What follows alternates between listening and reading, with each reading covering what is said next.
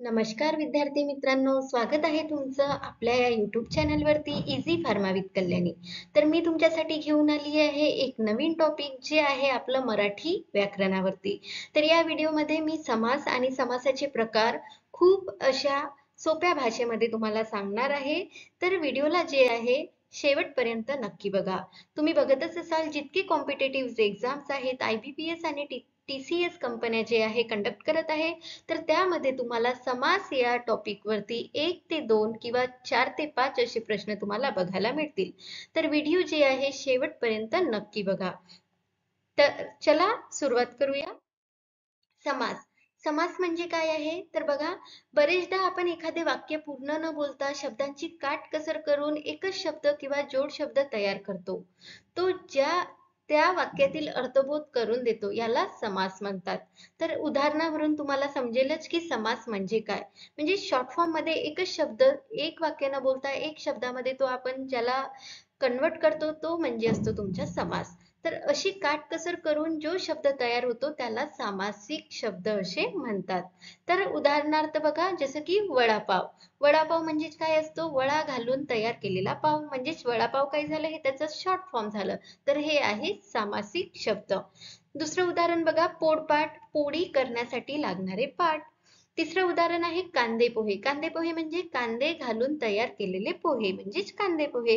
हे आहे तुमचे उदाहरण समासचे. आणि लास्ट उदाहरण बघा, पंचवटी. 5 वडांचा समूह म्हणजे पंचवटी. तर हे इन जनरल झालं समास म्हणजे काय. तर तुम्हाला हे समजलेच असेल. तर समासाचे मुख्य 4 प्रकार आहेत. एक आहे अव्ययीभाव, तत्पुरुष, दवदव आणि बहुव्रीही. तर हे आपण वन बाय वन पूर्ण बघणार आहोत. तर चला सुरुवात करूया. समासाचे टोटल 4 मेन जे आहे टाइप्स आहेत. अव्ययी भाव, तत्पुरुष, दवदव आणि बहुव्रीही. तर अव्ययी भाव मध्ये पहिले पद जे आहे ते मुख्य असते, तर नंतर आपण बघूच. तत्पुरुष मध्ये दुसरे पद मुख्य असते, दवदव मध्ये दोन्ही पद मुख्य असते आणि बहुव्रीही मध्ये काय असते, तर दोन्ही मुख्य नसून तिसऱ्याच पदाचा तिथे बोध होत असतो. तर हे झालं इन जनरल समरी की समासाच्या प्रकारामध्ये काय काय असते. तर पहिला आहे आपला अव्ययी भाव समास. तर बघा, ज्या समासात पहिला शब्द मुख्य असतो व त्यात तयार झालेला सामासिक शब्दाचा उपयोग क्रियाविशेषणासारखा केला जातो, त्यास अव्ययी भाव समास असे म्हणतात. तर इथे बघा, तुम्हाला जसं उदाहरण, गावोगाव म्हणजे प्रत्येक गावात. तर पहिला जो मुख्य शब्द असतो तो मुख्य असतो, मेन असतो, आणि जो दुसरा असतो तो असं सायलेंट असतो. तर इथे जो सामासिक शब्द आहे त्याचा क्रियाविशेषणासारखा उपयोग पण केला जातो, अशा समासाला अव्ययी भाव समास असे म्हणतात. तर उदाहरणार्थ बघा, जसं की गावोगाव प्रत्येक गावात, गल्लोगल्ली प्रत्येक गल्लीत, दारोदारी घरोघरी. तर हे मराठी भाषेतील द्विरुक्ती होऊन तयार झालेले शब्द आहेत. तर हे आपण क्रियाविशेषणाप्रमाणे वापरतो, म्हणून हे उदाहरणे जे आहे अव्ययी भाव समासाची आहेत. दुसरं असं आहे की बघा, मी काय सांगितलं तुम्हाला, पहिला जो शब्द असतो तो मेन असतो. तर इथे बघा, प्रतिमास, प्रति म्हणजे प्रत्येक मास, प्रतिक्षण, प्रतिदिन. तर अशा प्रकारे समोर जे आहे प्रति लागलेला आहे, आ लागलेला आहे, आमरण म्हणजे मरण पर्यंत, आजन्म, आजीवन, किंवा आता यथा, यथाविधी, यथामती, यथाशक्ती. तर या प्रकारे तिथे प्रत्यय लागलेला दिसेल तुम्हाला शब्दाच्या सुरुवातीला. तर ते असतात तुमच्या अव्ययी भाव समास. तर इथे तुम्हाला एकच लक्षात ठेवायचं आहे की इथे जो जो पहिला पद असतो तो उपसर्ग असतो आणि तोच मेन असतो. तर हे झालं आपलं अव्ययी भाव समासाबद्दल. नंतरचा आहे तत्पुरुष समास. तर याच्यामध्ये जो आहे दुसरा पद महत्वाचा असतो. अव्ययी मध्ये काय होतं, तर पहिला पद महत्वाचा होता आणि तत्पुरुष मध्ये दुसरा पद महत्वाचा असतो. तर ज्या समासात दुसरे पद महत्वाचे असून समासाचा विग्रह करताना गाळलेला शब्द विभक्ती प्रत्यय लिहावा लागतो, त्यास तत्पुरुष समास असे म्हणतात. थोडक्यात, ज्या समासात दुसरा शब्द प्रधान महत्वाचा असतो त्यास तत्पुरुष समास म्हणतात. तर तुम्हाला एकच इथे लक्षात ठेवायचं आहे की इथे जो दुसरा पद आहे तो मेन आहे तत्पुरुष समासामध्ये. तर उदाहरण बघा, महामानव, महान असलेला मानव, हे येतात तत्पुरुष मध्ये. राजपुत्र, राजाचा पुत्र. तोंडपाठ, तोंडाने पाठ. गायरान, गायीसाठी रान. वनभोजन, वनातील भोजन. तर इथे बघा हे दुसरे जे पद आहे ते इम्पॉर्टंट आहे, म्हणजेच ते आहे तत्पुरुष समासामध्ये. तर इथे बघा वरील उदाहरणामध्ये पहिल्या पदापेक्षा दुसरे पद प्रधान आहे आणि या शब्दांना ला, चा, ने, हे काय आहे तर विभक्ती प्रत्यय आहे, वापरावं लागत आहे बघा.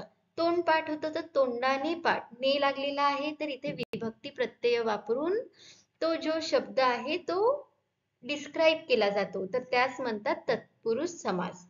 नंतरचा आहे बघा द्विगु समास. हा आपण पेपरमध्ये खूपदा विचारला जातो. तर इथे जिथे तुम्हाला संख्यांचा असा गोडका दिसेल ते असतं शॉर्ट मध्ये सांगत आहे की द्विगु समास. तर बघा ज्या धारई समासातील पहिले पद हे संख्या विशेषण असते व त्या सामासिक शब्दातून एक समूह सुचवला जातो त्याला द्विगु समास असे म्हणतात. आणि या समासात जे आहे संख्या पूर्वपद कर्मधारय समास असेही म्हणतात. तर उदाहरणावरून हे तुम्हाला समजूनच जाणार. काय सांगितलं इथे संख्या विशेषण दिसेल. नवरात्र, नऊ काय आहे संख्या आहे, नऊ रात्रींचा समूह म्हणजे नवरात्र, समूह दर्शवलेला आहे. पंचवटी 5 वडांचा समूह आहे. चतुर्मास म्हणजे 4 माणसांचा समूह. त्रिलोक्य 3 लोकांचा समूह.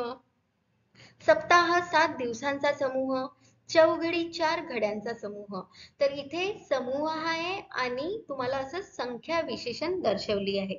तर हे तुम्हाला विसरायचं नाही. द्विगु समासामध्ये तुम्हाला संख्या वापरतात, जसे की नवरात्र, 9 ही संख्या आहे, तर अशा प्रकारे लक्षात ठेवायचं आहे. त्यानंतर आहे दवदव समास. तर बघा याच्यामध्ये जे दोन्ही पद असतात ते सेम दर्जाचे दाखवले जातात आणि याच्यामध्ये दोन्ही पद जे आहे ते महत्वाचे पण असतात. ज्या समासातील दोन्ही पद अर्थदृष्ट्या समान दर्जाचे असतात त्यास दवदव समास म्हणतात. तर या समासातील पदे आणि अथवा व किंवा या उभयन्वयी अवयवांनी जोडलेली असतात. म्हणजे तुम्हाला राम लक्ष्मण आहे तर राम आणि लक्ष्मण. तर इथली जी पदे आहे आणि अथवा व किंवा हे जे उभयान्वयी अव्यय आहे यांनी जोडले असतात. तर दवदव समासामध्ये बघा उदाहरणे राम लक्ष्मण. तर राम जितका महत्वाचा आहे तितकाच लक्ष्मण पण आहे, म्हणजे सेम दर्जाचे आहे आणि दोन्ही महत्वाचे आहे. तर राम आणि लक्ष्मण हे दवदव समासात येतात. दुसरा आहे विटी दांडू, म्हणजे विटी आणि दांडू. पाप पुण्य, पाप आणि पुण्य सेम दर्जाचे आहेत. बहीण भाऊ, आई वडील, स्त्री पुरुष, कृष्ण अर्जुन, ने आन, दक्षिण उत्तर. तर हे सगळे येतात तुमचे दवदव समासामध्ये उदाहरणामध्ये. तर इथे तुम्हाला जो शब्द आणि अथवा व किंवा उभयन्वयी अव्ययाने जोडून जो समास तुम्हाला करता येईल ते असते दवदव समास. तर हेही तुम्हाला लक्षात ठेवायचं आहे. त्यानंतर आहे दवदव समासामध्ये 3 त्याचे टाइप्स आहेत. तर बघा पहिला त्याच्यातला इतरेतर दवदव समास. तर ज्या समासाचा विग्रह करताना आणि व ही समुच्चय बोधक उभयन्वयी अव्ययांचा उपयोग करावा लागतो त्यास इतरेतर दवदव समास असे म्हणतात. जसं की आई बाप, हरिहर, स्त्री पुरुष, कृष्णार्जुन, पशु पक्षी, बहीण भाऊ, डोंगर दर्यात. म्हणजे हे झाले तुमचे इतरेतर दवदव समास. म्हणजे जो तुमचा समास आहे त्याच्या जर आपण विग्रह करत आहोत तर आणि व ही हे समुच्चय बोधक उभयन्वयी अवयव तिथे वापरल्या जातात. तर हे आहे इतरेतर दवदव समास. दुसरा आहे वैकल्पिक दवदव समास. तर ज्या समासाचा विग्रह करताना, विग्रह म्हणजे त्याची तोड करणे, त्याला असं शॉर्ट आहे तर लॉंग करणे, किंवा किंवा अथवा वा ही विकल्पबोधक उभयन्वयी अव्ययांचा उपयोग करावा लागतो त्यास वैकल्पिक दवदव समास असे म्हणतात. बघा विकल्पबोधक उभयन्वयी जे आहेत किंवा आहे, अथवा आहे, वा आहे. जसं खरे खोटे, खरे आणि खोटे म्हणजे खरे किंवा खोटे, 3 4 3 किंवा 4, बरे वाईट बरे किंवा वाईट, पास नापास पास आणि पास, पास किंवा नापास. म्हणजे अशा प्रकारे जे विकल्पबोधक उभयन्वयी अवयव वापरून जो समासाचा विग्रह करताना उपयोग होतो त्याला वैकल्पिक दवदव समास असे म्हणतात. त्यानंतर आहे समाहार दवदव समास. तर इथे बघा समाहार म्हणजे सम प्लस आहार, आहार म्हणजे जेवण. तर जेवणाविषयी भाजीपाला वगैरे झालं त्या रिलेटेड जेही तुमचे शब्द असतात ते समाहार दवदव समास मध्ये येतात. तर बघा इथे काय दिलेलं आहे, ज्या समासातील पदांचा विग्रह करताना त्यातील पदांचा अर्थाशिवाय त्याच जातीचा इतर पदार्थाचाही समावेश म्हणजे संहार केला असतो, त्यास समाहार दवदव समास असे म्हणतात. म्हणजे बघा, आज जसं की मीठ भाकर हे पदार्थ आहेत, तर मीठ आणि भाकर आणि त्या प्रकारचे अजून काहीतरी, म्हणजे हा असं दर्शविला जातो तिथे समाहार दवदव समास असतात. आणि मेन म्हणजे मी तुम्हाला जे आधी सांगितलं, आहार रिलेटेड ज्या गोष्टी आहेत त्या ज्या समासामध्ये येतात त्याला समाहार दवदव समास म्हणतात.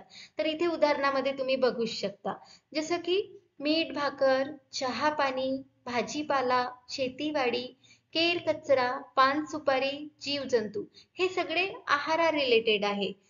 तर तुम्हाला माहितीच असेल.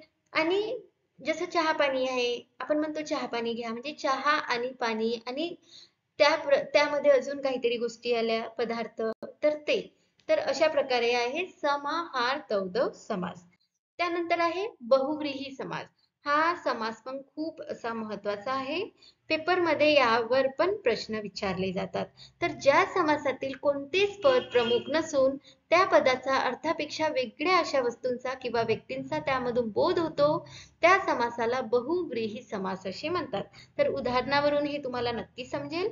बघा, नीलकंठ, ज्याचा कंठ निळा आहे असा कोण आहे, तर शिवशंकर. तर म्हणजे नीलकंठ इथे जो पद प्रमुख, ज्या समासातील कोणतेच पद म्हणजे पहिला आणि दुसरा पद असतो, तर याच्या काहीतरी तिसराच अर्थ निघणे म्हणजेच ते बहुव्रीही समासामध्ये येतात. नंतर आहे वक्रतुंड. वक्रतुंड म्हणजेच ज्याचे तोंड वक्र आहे असा कोण, तर गणपती. तर हे येतात बहुव्रीहीमध्ये.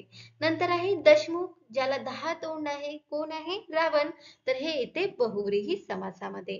तर हे झाले आपले मेन मेन 4 समासाचे प्रकार.